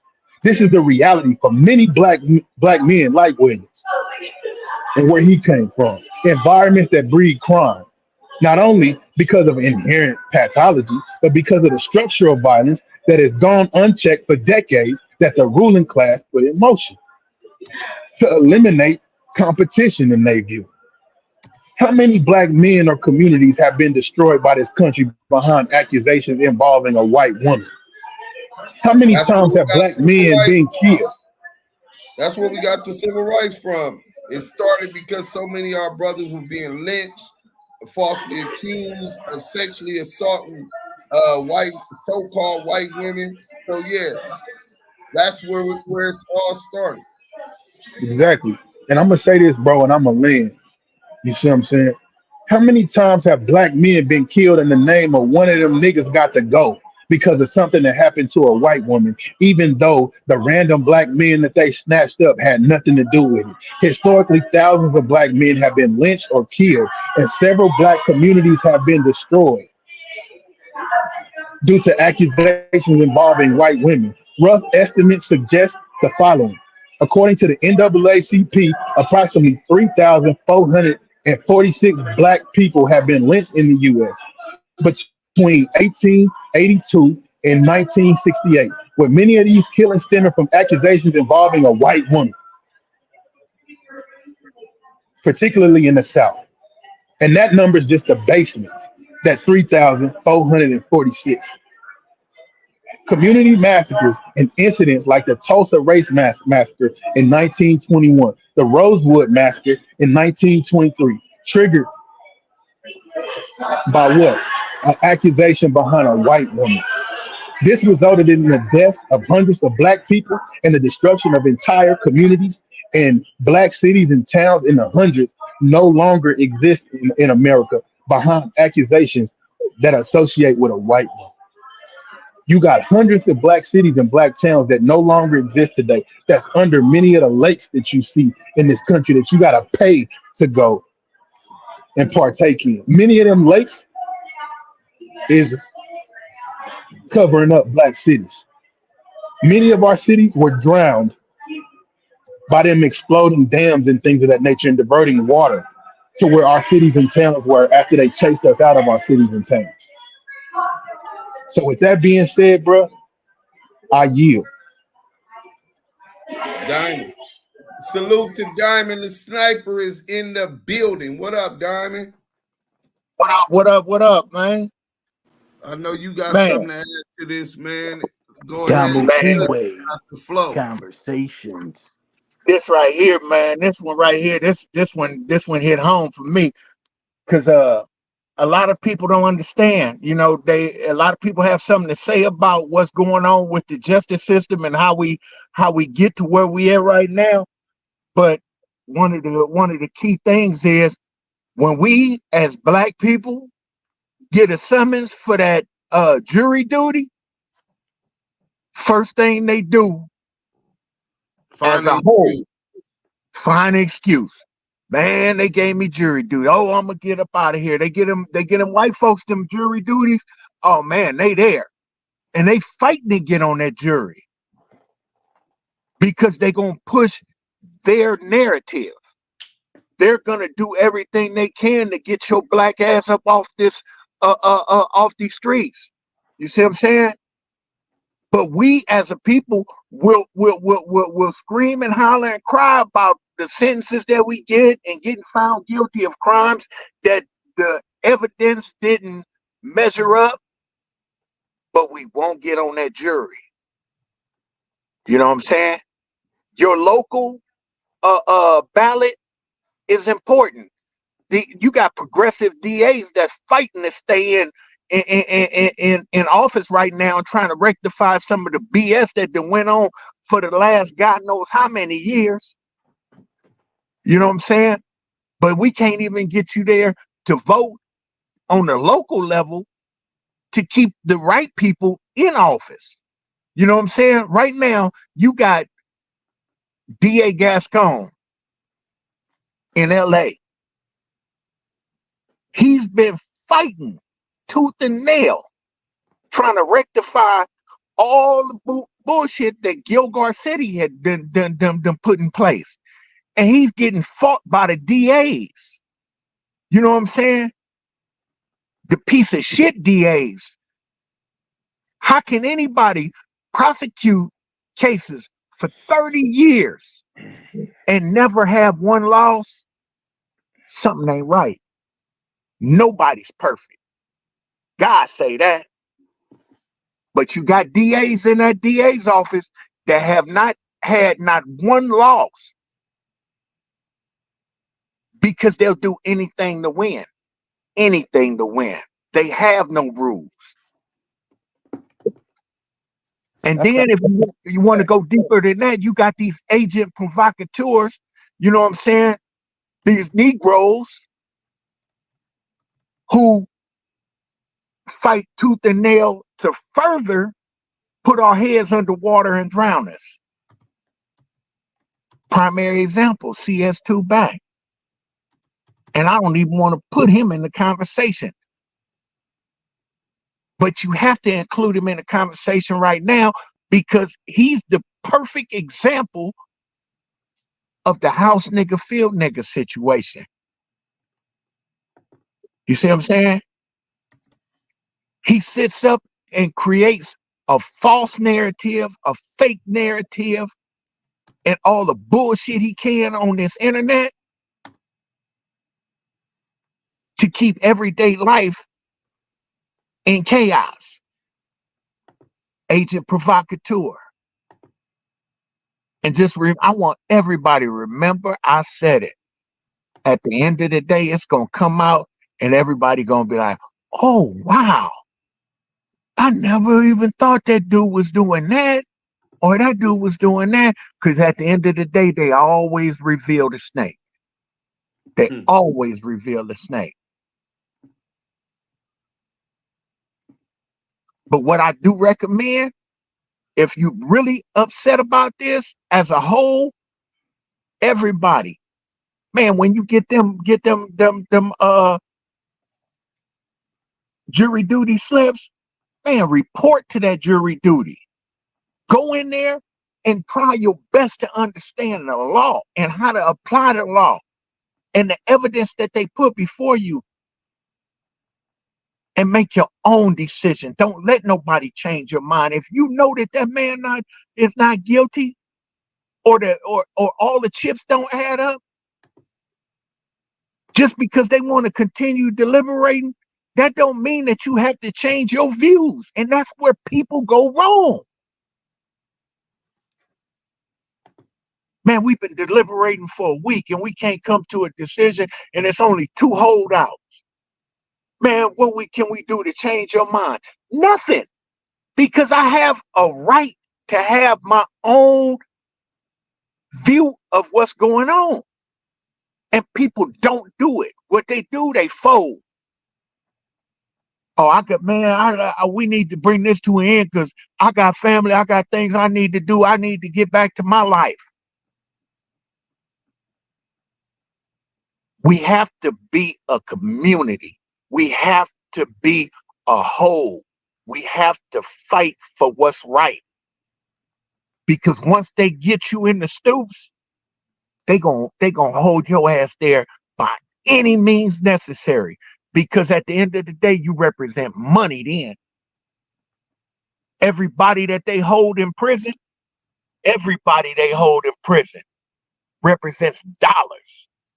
That's job security for the CO, for the canteen worker, for the groundskeeper, for the kitchen worker. It's job security. And then when it comes to governors like Governor Newsom, people might not like him for whatever reason. But one thing I could say about that dude, he took everybody off of death row right now, and he reintegrated them into the population and said, look, as long as these men are still alive, even though you have sentenced them to death, I'm not going to treat them and isolate them like you do animals in the zoo. You got dudes right now that are condemned and they able to get in programs and come out and get on the line and speak and be heard.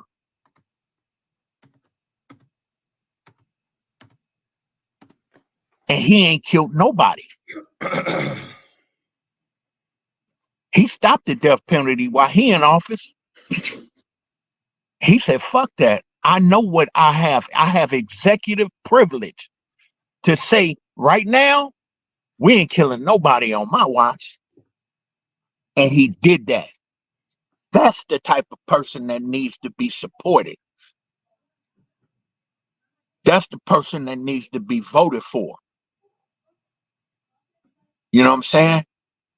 DAs like Gascon that go in and they look at these dudes that had these 30-year runs and they in these certain positions because they only want high-profile cases.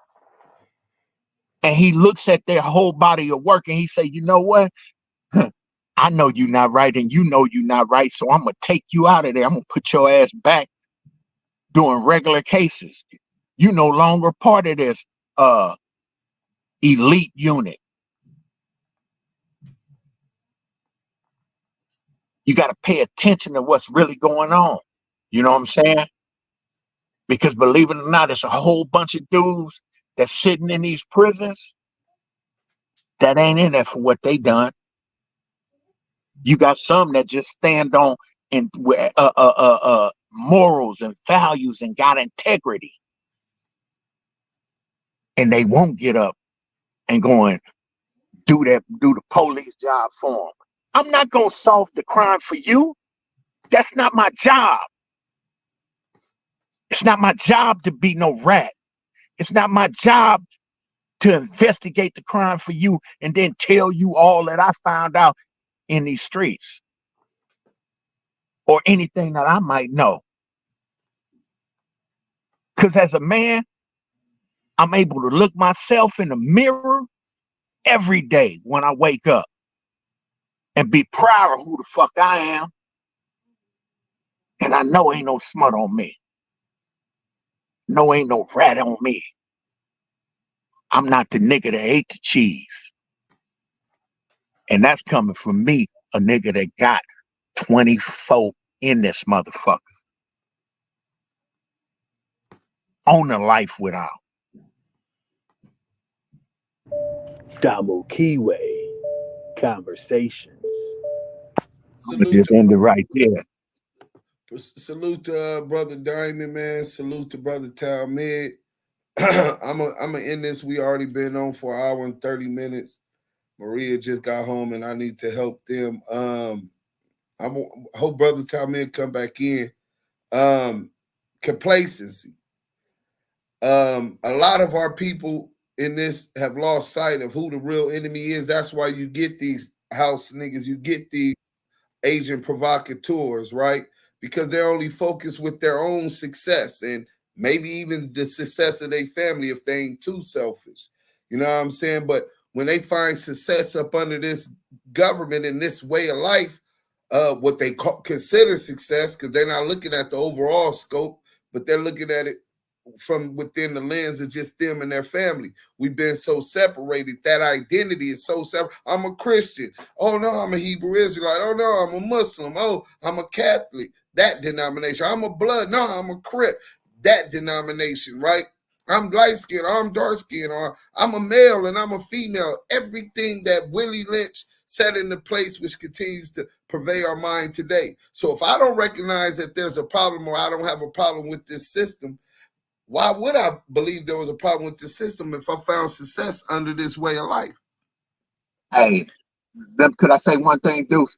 Yeah, go ahead. I'm reading this comment from the one that you just had up, and the dude was talking about. Let me go. Okay. He said Newsom made the black aggression, the California Democratic Congregation eliminate that reparations bill. Newsom is not for us. Now, let's understand this. Kamala Harris, she voted against reparations. And if you go through history, you'll realize a lot of these individuals that call themselves black or people of color have voted against reparations. The thing that I'm speaking on, and why I say and I support Newsom, is I look at what a man has done. His actions, his deeds speak for him. For a fact, right now, there is no death row in California. Everybody that was on death row has been spread throughout the general population. That's a fact. So can't nobody say who he is and who he ain't for, because his actions speak louder than his words. I mean, maybe they got some people have like what is it called? Unrealistic expectations. For one, he's a politic. He's part of the Democratic Party, so his allegiances and agenda is already set up primarily for a majority of the major issues. But one thing that he did do was this, and that's something that obviously Diamond feel strongly about. So I don't think none of them is for us all over, but when you think about what's most important for me, is ending qualified immunity, right? I believe that all families, parents shouldn't have to live with the anxiety that melanated families do every time your son or your daughter or your nephew or your niece walks to the store, because the police knows that they have no repercussions coming, so they might unalive them. You know what I'm saying? Somebody might call the police on him because he's a big, tall child, and they're afraid of him because subliminally they've been taught to be afraid and to fear us. You know what I'm saying? So out of ignorance, and they unalive your child without repercussions. Well, ending qualified immunity, when they slap us, would hold them accountable and slap them back. That will set precedence as a demonstration that won't be tolerated. So that if right now, if Donald J. Trump, as much as I despise, believe he's self-centered, he epitomizes capitalism, he's narcissistic. Right now, if Donald Trump said he was ending qualified immunity day one in the office, and he would resign if he didn't do it, I will vote for Donald Trump. I despise Kamala Harris, because up under Kamala Harris's watch in California, as the head DA of the state, the police tried to unalive me, made no report after they discharged their firearm. Later, on another date, planted drugs on me. On another date, when I was 13 years old, choked me up and held me up till I was only seeing black in a police station, child abuse. This was the norm under the Rampart scandal. This was the norm under her watch. So I despise her also. I'm not voting for Trump. I'm not voting for Kamala. If either one of them right now And Kamala said she before she became vice president that she was pushing to end qualified immunity. But since she got in, she's done nothing for our community. They put a anti-Asian hate crime bill in. Peep her deeds and actions while y'all saying that she's our people, right? If she was to say that right now, I would get behind her, campaign for her, and try to get her elected, because that's the least that we could do is put Usalama in security and protect our children. So police ain't just unaliving them in the community. That's the least we could do. I don't expect them to make everything hunky-dory. Why would your enemy enable you? But if we could get that much of an agreement, I would vote for either one of them. Kamala, you want to be the president of the United States? I don't care about your LGBTQ agenda and that agenda the Democrats is pushing, because we got masculine men out here that's going to be there to teach our children. You can do whatever you want. In qualified immunity, day one, presidential order, and you get my support. Donald Trump, you want to be elected? You could get my vote by ending qualified immunity. I don't care. They two heads of the same beast. We have this colonized mind, and we've assimilated to the laws of this land and accepted them, even though when we're at the butt end of every major campaign that did happen in here. COINTELPRO, who they targeted the most, our organization. Shout out to American Indian movement. Shout out to Puerto Ricano movement and all of the revolutionaries that stood up, the Brown Berets that stood up and pushed against the inequalities and the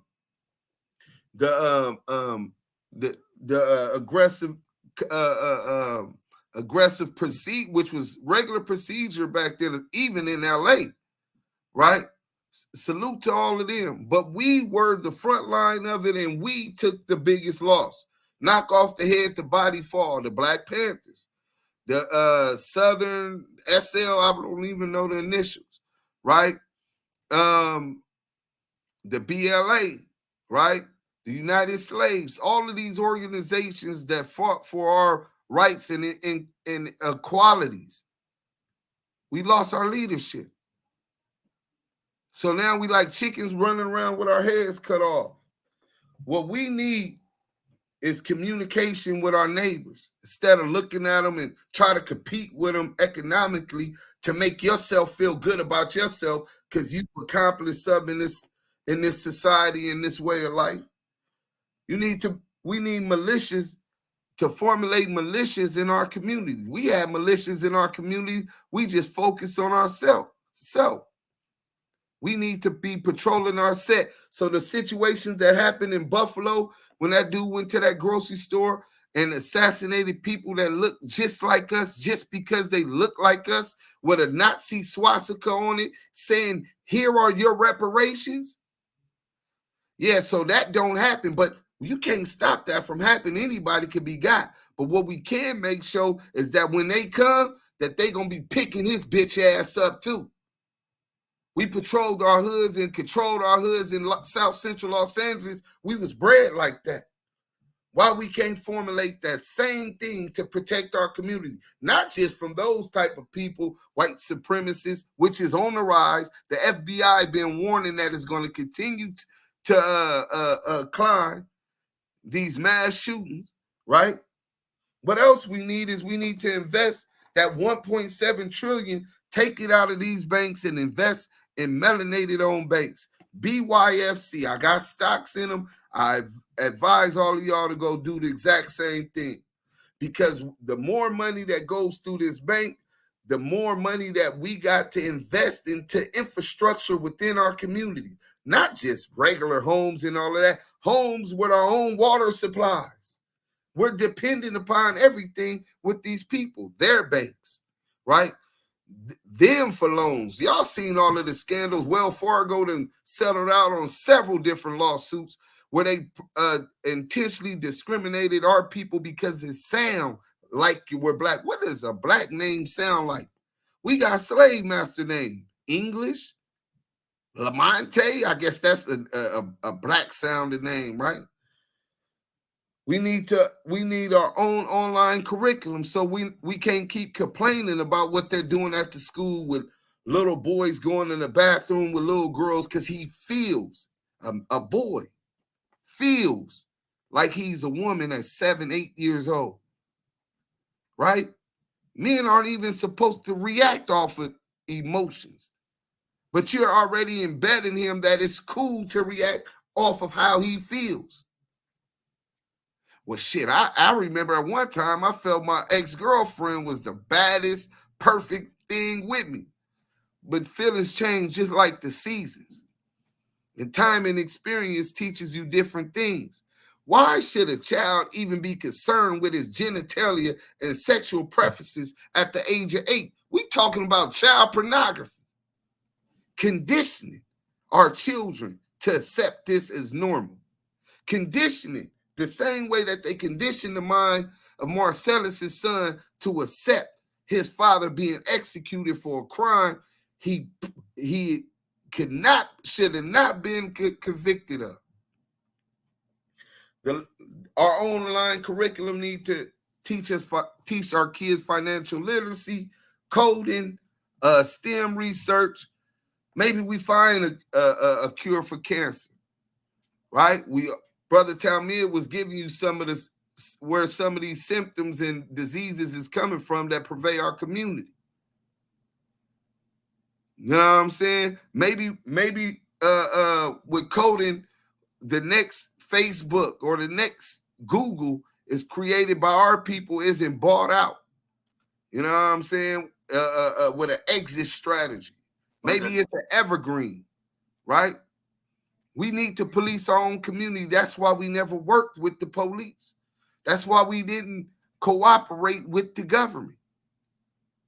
But y'all thinking it's cool because y'all didn't see all of this for it coming. It's only going to get worse. We need that infrastructure now. And we need justice reform.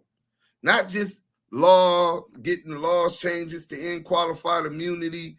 The crack law, they've already did some of that because the money they made off of us, extorting taxpayers with the war on drugs, with the war on gangs. We're going to secure and protect you when they were extorting the population, portraying these situations way worse than they were when they were the ones helping to initiate these conflicts. They were the ones that initiated Freeway. Ricky Ross didn't know how to turn powder cocaine into crack.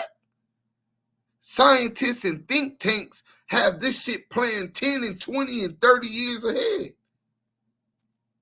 Exactly. And they use that money, folks. And they use that money for Ronald Reagan's pet project supporting the Contras. You know what I'm saying?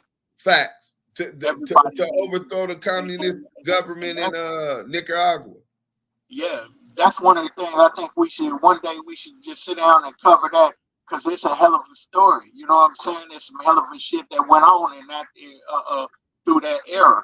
You know what I'm saying? But one thing that I want to speak on that you had touched on right there. Let me finish this, and then you can take us out. Okay. So, on the justice reform, I ain't just talking about the laws as they stand.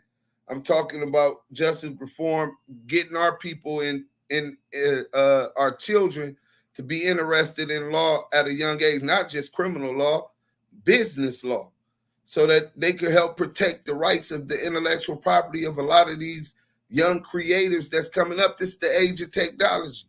We have an opportunity to make money where we're not subservient to and have to work for and beg for or ask for a job from those people who took that land from the beginning, who started off as CEOs.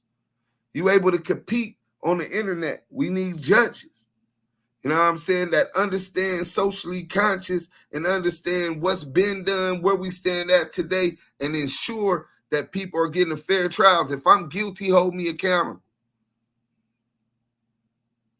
You know what I'm saying? But don't tip your hands on the scales of justice, because you need those statistics up for these investors in the private prisons, and these investors that help get you nominated from the correctional officers union.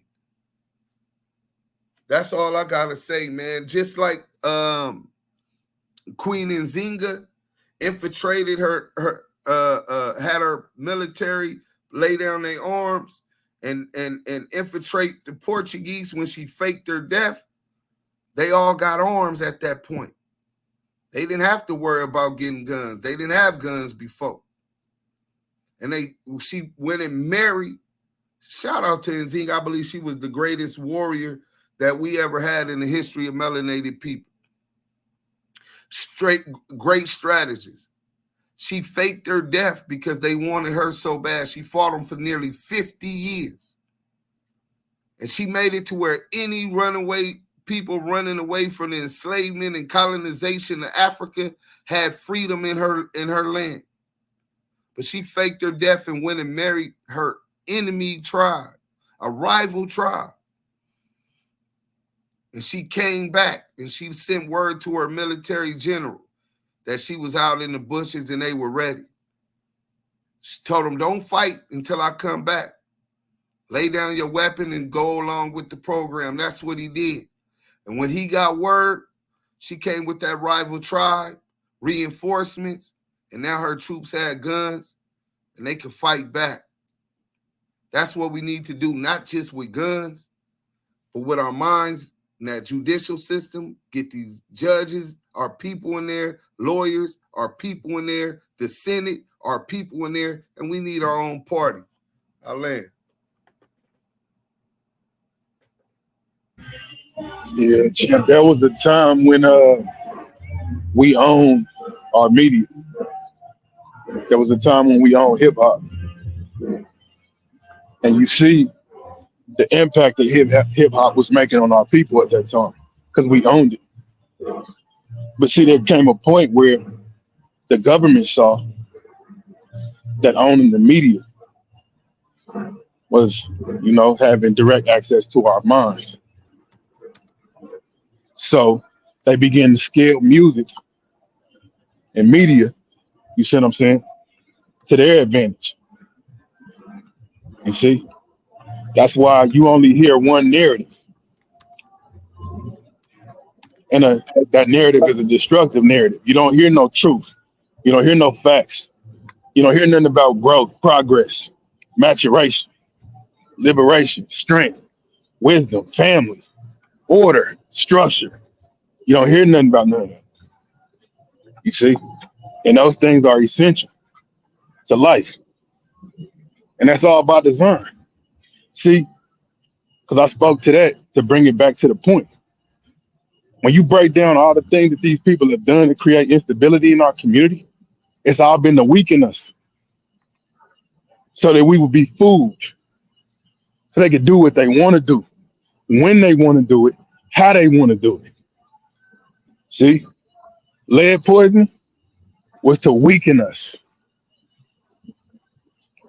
Food deserts was to weaken us. The violence that they inflicted upon us to create an environment where PTSD could live prevalently was to weaken us, causing our people to fear violence was to weaken us so they can do what they want to do, how they want to do it, when they want to do it. So I don't know how y'all feel about that, but I don't think that by any stretch of the imagination that that's sufficient. And I yield with that. I got a shout out to Smokey, man. Him and Seaman Time Exotic, when they was cool, had did this, on the shooting in Kenosha. Everybody should know I'm in Madison, Wisconsin. That ain't too far from where I'm at. We gonna watch this. And then Yaya, I want you to take us out with that Damu Kiwe. It's only 3 minutes. Everybody watch, if you ain't watched this replay gang, watch this with your children. You know what I'm saying? Cal Rittenhouse and the shooting in Kenosha.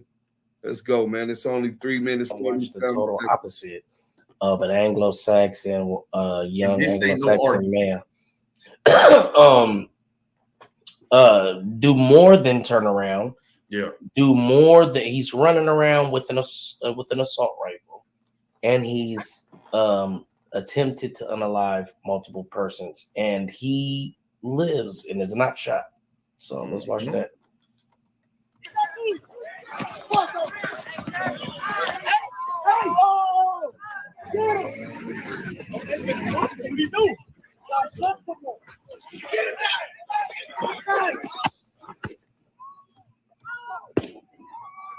Damn. Oh shit. Blew his hand off. Nigga. Now. But you gonna be the bad guy? Man. Yeah, come on, give it to me. No, listen. He's still knocking guys down and whatever, and still leaves unalive. I mean, still leaves unharmed, unscathed. But at the same time, he should have been knocking stuff down. Let's keep it real. They was on his head, and they thought it was sweet. And it's not. Leave people alone. Why would y'all? I don't know what he did, but y'all should have left him alone. You seen he had it on him. You should have thought. You thought it was sweet. You thought he wasn't going to use it. Bang, bang, bang, bang. Stop playing with people all the time. You hear what I'm saying? That's what I gotta say about that. Don't stop. He had to play the house nigga all the time. Hey. Thinking it's sweet, and niggas ain't sweet all the time. Somebody might actually hurt you. Okay. It don't take a gangster to pull a trigger. I'm just trying to tell you. Now listen to me, my brothers. Listen closely. I swear, before we watched this playback, I had a whole different. I remember watching the trial, and I was like, "Man, fuck that white boy." Da, da, da, da, da, da. I remember when they found him not guilty. I was like, "Man, fuck that white boy." Da, da, da, da, da, da, da. Now watching the video like years later, I'm like, damn, bro, he did swing that damn skateboard at him. Yeah, and they was on him. They were on him. Head, nigga. Listen, and I think they said somebody had a gun on him too, though. Listen, they're busting on him. You can hear them immediately start knocking at him. Hold on, because they're immediately knocking on him. No, what I'm saying is the dude that had the weapon on him, besides the dude that shot all three of them and killed one of them, the dude that had that ran up on him initially. One of them had a gun on him that I think he tried to pull out after he shot the first one down. And then dude shot him like, oh, hell no, you ain't pulling that out over here. Pow! Shot the other one. Pow! Now I'm looking at it like, money, you right? That's why I'm like, hey, that's why I know we pulled it up. Wrong, nigga. Cupcakes ain't always sweet, nigga. Hey, man, stop playing with them. They was on them, too. They was deep, too. Yeah. And you know them skateboarders will really get on you and knock you upside the head with them skateboards. So that's like that's a deadly weapon. Man. That means you could potentially be beaten to death with it. So he has the fear. I keep saying that, my bad, brother. You know what I'm saying? So yeah, basically he's in fear of losing his life. You feel what I'm saying? But basically he in fear of losing his life. Y'all see how these cowards make excuses for and try to justify when this shit comes, because they don't never want to have to stand up and take a position that they might have to stand on. Remember, do the FBI go. I want everybody to Google the FBI memo that these mass shootings, specifically by white supremacists, predictions is to continue to increase, especially with these. Protect yourself, protect your family, protect your community. This has been another Damu Kiwe Conversations. Yeah. Damu Kiwe Conversations. We out.